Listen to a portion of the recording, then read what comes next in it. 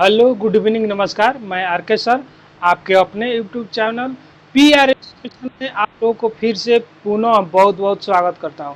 दोस्तों, पिछले वीडियो में हम लोगों ने देखा था सिंधु नदी तंत्र को, यानी कि हम लोग हिमालय की नदियों के बारे में हम लोग अध्ययन कर रहे थे, जिसमें हम लोगों ने सिंधु नदी तंत्र का विस्तृत अध्ययन किया था।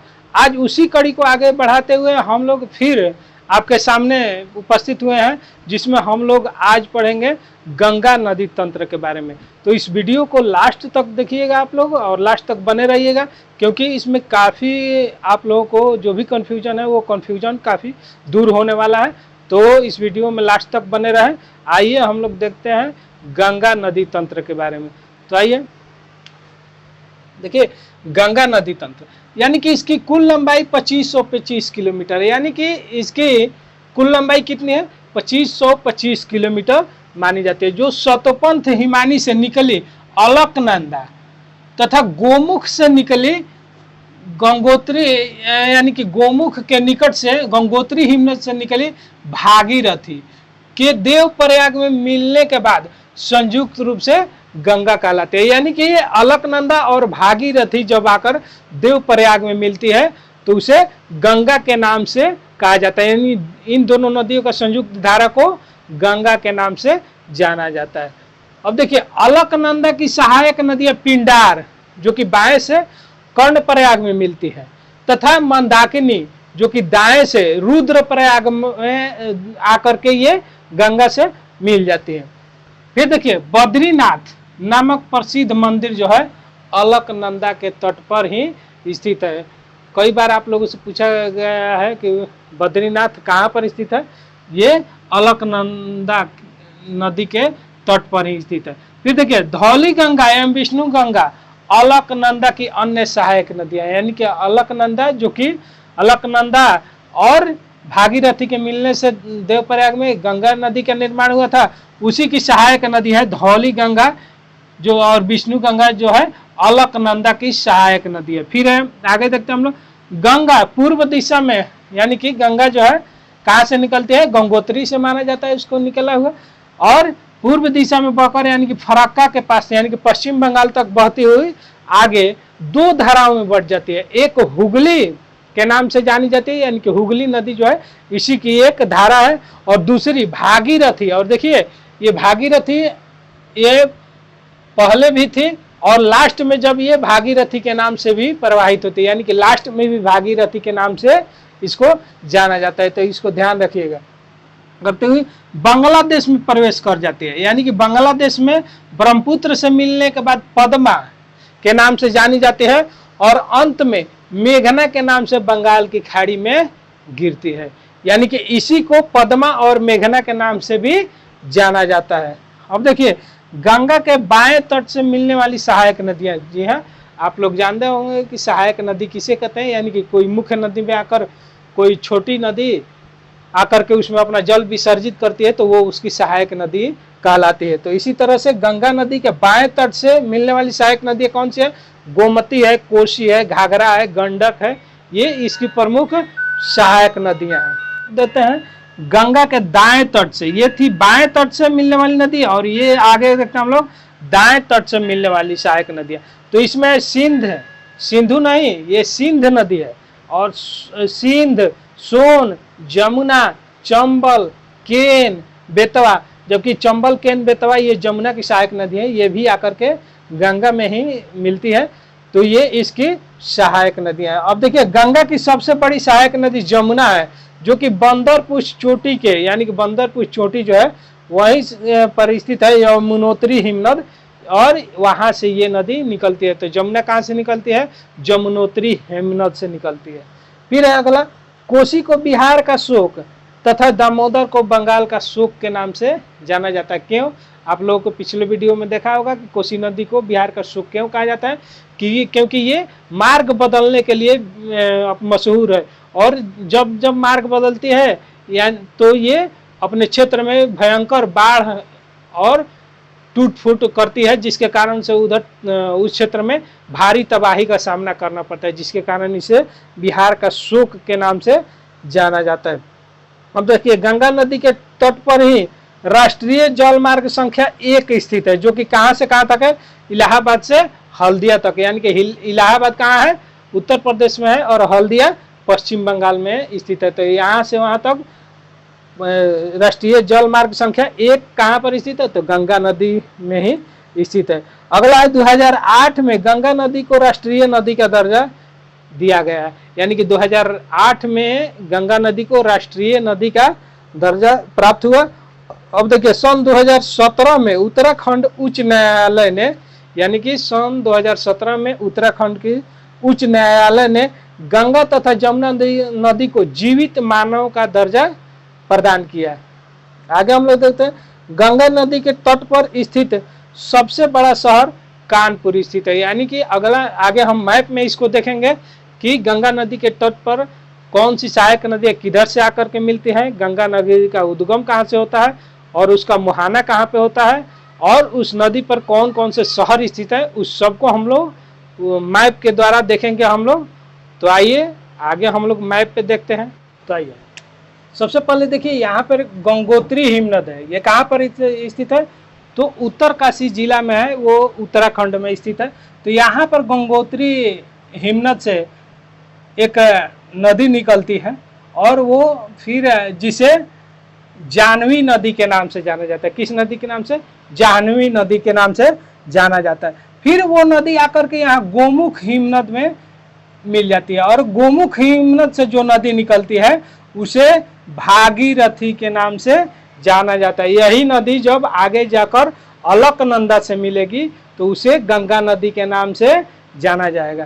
तो देखिए अब यहाँ पर भागीरथी हो जाती है, और भागीरथी नदी जो है आगे बढ़ती है, और वहाँ पर एक भिलांगना नदी, यानी कि भिलांगना नाम की एक नदी आकर के गोविंद प्रयाग में मिलती है, और मिलने के बाद यहीं पर टिहरी बांध बनाया गया है, और मिलने के बाद ये दोनों की संयुक्त धारा जो है आगे बढ़ती है, और आगे बढ़ती हुई यहाँ पर देखिए यहाँ पर देव प्रयाग है, और यहाँ पर आकर इधर से अलकनंदा से आकर के मिल जाती है, और यहाँ पर मिलने के बाद इधर से इसका नाम गंगा नदी के नाम से जाना जाता है। तो इसको अलकनंदा को भी थोड़ा सा देखते हैं। यहाँ पर देखिए 2 हिमनद है, एक सतोपंथ हिमनद है और एक मिलाम हिमनद है, ये भी उत्तराखंड में ही स्थित है।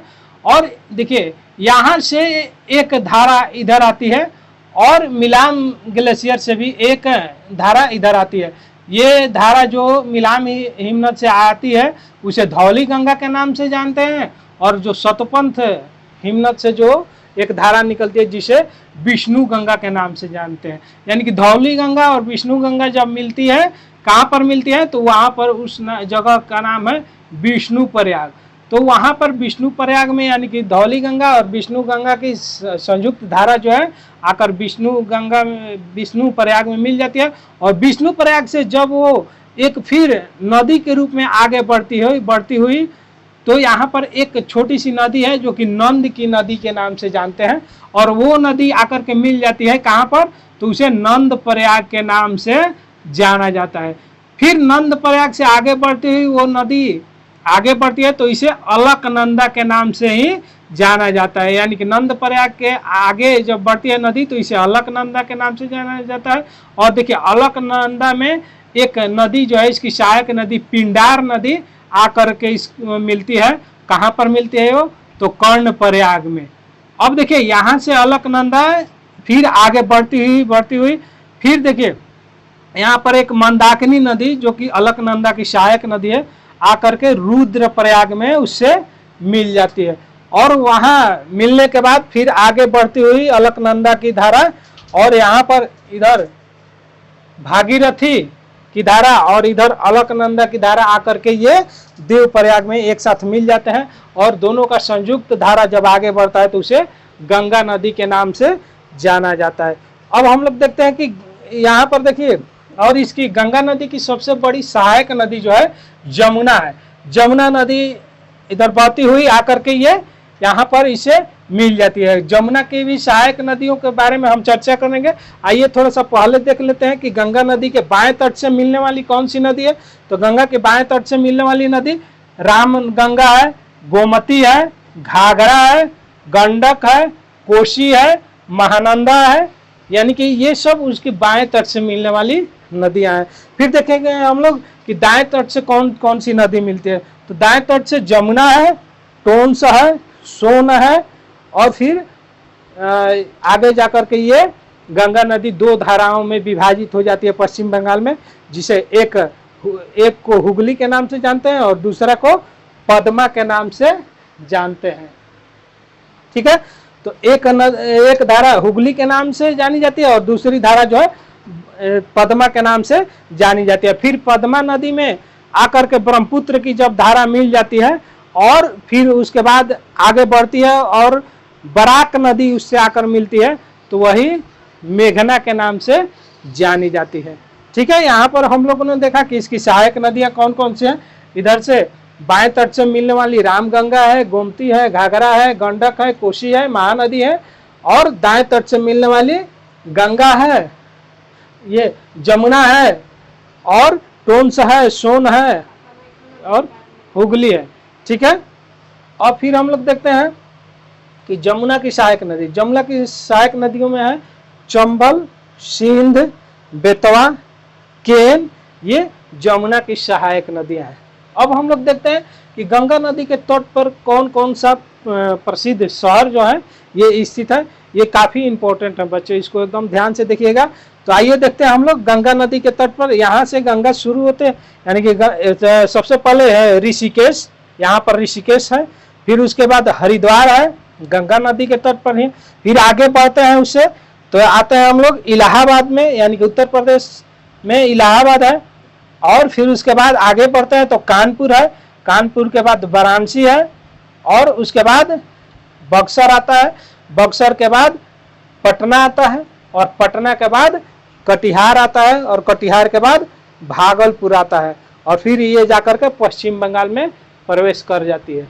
ठीक है, तो अब देखिए हम लोग देखते हैं कि जमुना नदी के तट पर कौन कौन से मशहूर शहर बसे हुए। तो कुरुक्षेत्र है, यहाँ पे देखिए कुरुक्षेत्र के बाद दिल्ली, दिल्ली के बाद मथुरा, मथुरा के बाद आगरा, आगरा के बाद इटावा। ये प्रमुख शहर है जो कि जमुना नदी के तट पर स्थित हुए हैं। ठीक है, फिर आगे हम लोग बढ़ते हैं तो देखिए गोमती नदी के तट पर दो ठो शहर मशहूर शहर है, एक है लखनऊ और एक जौनपुर। ये गोमती नदी के तट पर स्थित है। फिर आगे बढ़ते हैं हम लोग, देखिए गंडक नदी के तट पर कौन सा है, सोनपुर, जो कि एशिया का सबसे बड़ा पशु मेला है, जो सोनपुर, जो कि गंडक नदी के तट पर लगता है ये। ठीक है, तो इसको याद रखिएगा। फिर आगे देखिए भागलपुर है, तो फिर ये ऐसे ही फिर ये नदी आगे जा करके यहाँ पर देखिए फराक्का परियोजना जो है पश्चिम बंगाल में स्थित है, और फिर यहीं से गंगा नदी की जल जो है यानी कि धारा जो है दो भागों में बढ़ जाती है, एक उधर चल जाती है जो कि पद्मा के नाम से जानी जाती है, और लास्ट में मेघना के नाम से बंगाल की खाड़ी में गिरती है, और दूसरी जो है हुगली नदी के नाम से जानी जाती है। तो यहाँ पर हम लोगों ने गंगा नदी तंत्र को एकदम विस्तृत से देखा। इस वीडियो को बार बार देखिएगा बच्चों, इसमें क्योंकि बहुत सारे बच्चों को कन्फ्यूजन होता है। तो इस वीडियो के बाद आपका कन्फ्यूजन नहीं होना चाहिए, क्योंकि मैंने बहुत ही ईजी वे में इसको समझाने का प्रयास किया है। तो इस वीडियो को यहीं पर समाप्त करते हैं, और आगे हम लोग फिर नेक्स्ट वीडियो लेकर के आएंगे जिसमें हम लोग ब्रह्मपुत्र नदी तंत्र को देखेंगे और प्रायद्वीपीय भारत की नदियों को देखेंगे। तो उस वीडियो को देखना ना भूलिए। Okay bye. और एक बात और कह देना चाहता हूं कि अगर वीडियो आप लोग को पसंद आए तो इस वीडियो को लाइक, शेयर और चैनल को सब्सक्राइब करना ना भूलें। Okay bye.